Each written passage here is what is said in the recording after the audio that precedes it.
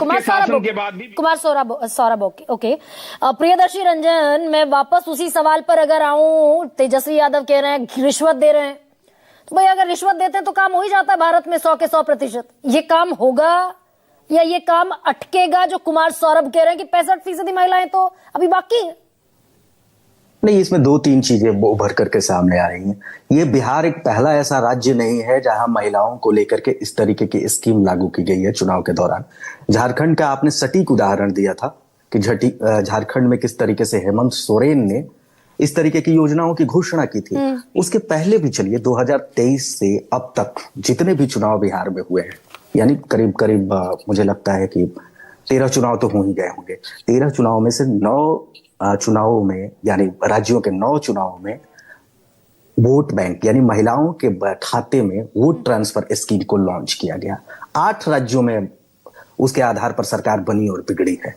तो महिलाओं को लेकर के पूरे देश में एक तरीके से विमर्श की स्थिति है और महिलाओं को लेकर के हर पार्टी कुछ न कुछ घोषणा कर रही है। ऐसा नहीं है कि जनता दल यूनाइटेड और भारतीय जनता पार्टी ने पहली बार कोई करिश्मा किया है या कर ऐसा हो रहा है, तमाम राज्यों में हो रहा है। तो जो लोग अपना करते हैं वो गिनाते हैं।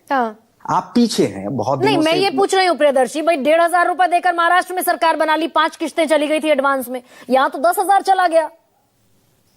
ऐसा तो अन्य राज्यों में भी हो रहा है ना। इसके पहले बिहार में क्या इम्पैक्ट है? बिहार में इस इम्पैक्ट को कुछ इस तरीके से समझा जाए, बताइए ना। नीतीश कुमार पहली बार महिलाओं को लेकर के कोई योजना नहीं आए हैं।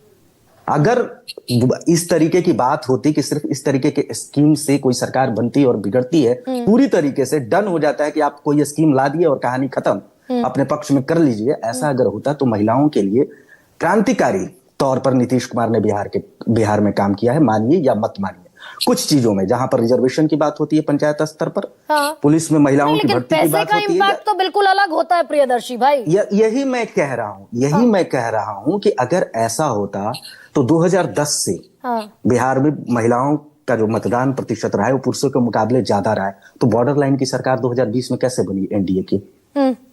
अगर महिलाएं पूरी इसीलिए जरूरत पड़ी ना भाई, 11,000 वोटों का फासला था, 0.03% का फासला रह गया था, बिल्कुल बॉर्डर लाइन पर सरकार बनी, इसलिए जरूरत पड़ी 10,000 रुपए देने की। गरिमा जी, 162 सीटों पर महिलाओं ने पुरुषों के मुकाबले अधिक मतदान किया था, ज्यादा वोट किया। लेकिन एनडीए की सीटें कितनी है? बात यह है ना कि इसको पूरी तरीके से आप नहीं मान सकती हैं कि कैश ट्रांसफर से सरकार आपकी बन ही जाएगी। नहीं भाई, आप 162 सीटों का जिक्र कर रहे हैं, 74 पर बीजेपी थी, 43 पर जेडीयू थी। नहीं ठीक है, इसके बावजूद कई सीटों पर तो अन्य पार्टियों को भी फायदा हुआ ना। ऐसा नहीं है कि पूरी तरीके से एक तरफा यह मामला होता है। अच्छा, बहुत सारी चीजें होती हैं। हाँ, ये एक माहौल बनाने की कोशिश जरूर हो रही है कि ऐसा करके जनता दल यूनाइटेड और भारतीय जनता पार्टी पूरी तरीके से बिहार के चुनाव में एज लेने की कोशिश कर रही है। कि नहीं है?